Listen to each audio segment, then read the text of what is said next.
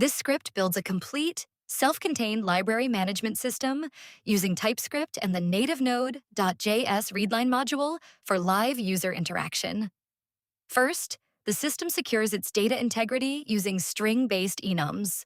Book choices are strictly locked into set categories like programming and AI, while availability safely toggles between available or borrowed.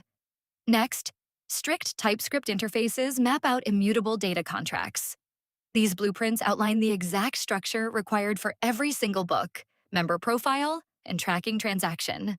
Concrete classes then bring these shapes to life. The book and member classes encapsulate active business logic, handling real-time console reporting via dedicated display methods. Finally, the main library class acts as the core database engine. It controls CRUD operations, sorts listings by title or year, and automatically processes book handoffs. When items are borrowed, it dynamically sets a 14-day due date, logs the transaction, and computes late fees on return. It provides a flawless foundation for handling full relational tracking right inside your command line interface. Source code in first comment.